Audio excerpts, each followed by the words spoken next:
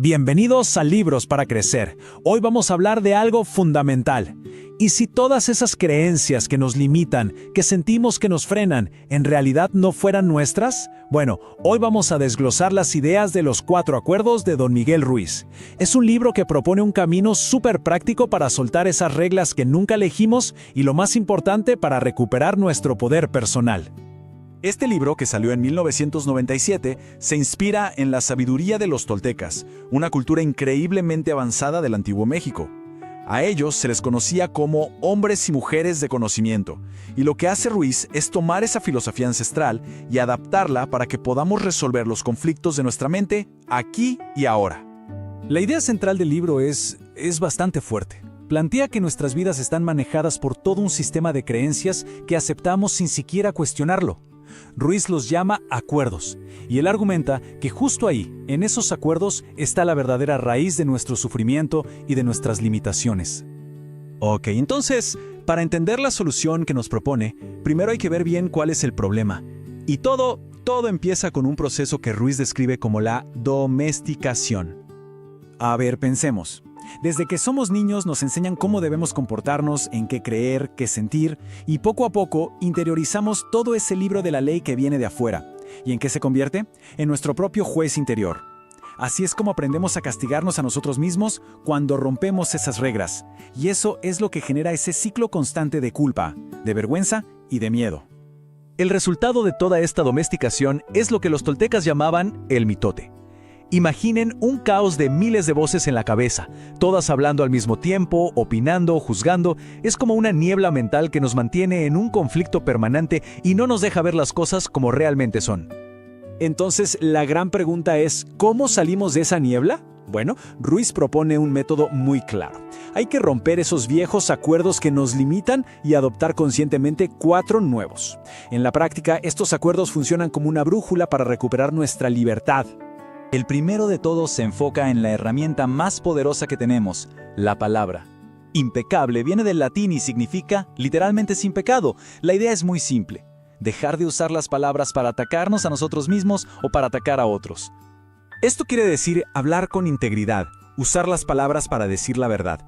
El punto clave aquí es eliminar por completo el chisme, la autocrítica que destruye y cualquier lenguaje que genera lo que Ruiz llama veneno emocional. Porque al final del día son nuestras palabras las que crean nuestra realidad. Vamos a un ejemplo práctico. En lugar de tener un diálogo interno que diga «soy un desastre», que básicamente nos cierra todas las puertas, podríamos cambiarlo a «ok, cometí un error y ahora sé cómo hacerlo mejor». ¿Ven la diferencia? Este pequeño cambio deja de usar el lenguaje para castigarnos y empieza a usarlo para crecer. Este segundo acuerdo es una consecuencia directa del primero, y la verdad es quizás el más liberador de todos. Es una invitación a construir una especie de escudo contra las opiniones y las acciones de los demás. Este punto es fundamental. Nos recuerda que cada persona vive en su propio mundo y ve todo a través del filtro de sus propios acuerdos, de su propio mitote. Entonces, lo que dicen o hacen es una proyección de su realidad, no es una verdad absoluta sobre nosotros. Pensemos en una crítica en el trabajo, por ejemplo. En lugar de tomarlo como un ataque personal, este acuerdo nos invita a verlo como información sobre un informe en un contexto muy específico. Al no tomárnoslo personal, podemos enfocarnos en la solución, sin todo ese desgaste emocional que no sirve para nada. Y aquí llegamos a un acuerdo que ataca de frente una de las mayores fuentes de conflicto en nuestras relaciones. O sea, si ya no nos tomamos las cosas personales, el siguiente paso lógico es dejar de inventar historias sobre los demás. El problema con las suposiciones es que las tratamos como si fueran la verdad absoluta. Nos convertimos en guionistas de dramas en nuestra propia mente. Creamos historias de traición, de enojo, y todo eso nos genera una ansiedad y un resentimiento enormes, casi siempre sin ninguna base real.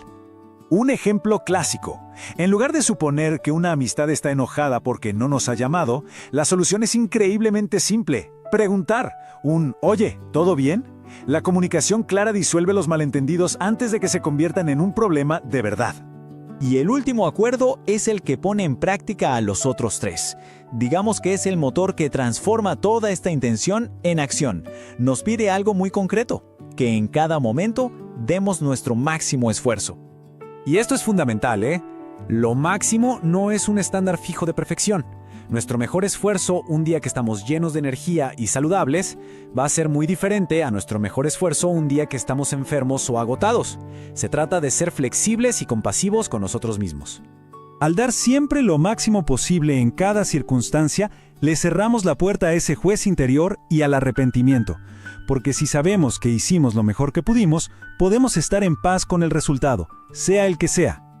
El libro ha vendido millones y millones de copias, pero claro, su filosofía no está libre de debate, y es súper importante analizar la principal crítica que se le hace para tener una visión completa del asunto. Aquí está la tensión principal. Por un lado, tenemos esta idea poderosísima de la soberanía personal, pero por otro, está la preocupación de que este enfoque, al ser tan individualista, pueda llevarnos a ignorar el impacto que tenemos en los demás o a desestimar críticas constructivas que realmente necesitamos para crecer. Esta es una de las citas más polémicas, sin duda.